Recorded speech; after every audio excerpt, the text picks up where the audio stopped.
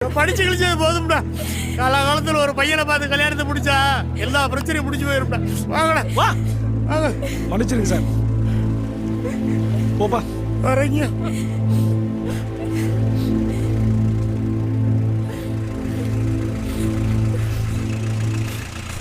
அப்பா ஒரு நிமிஷம்.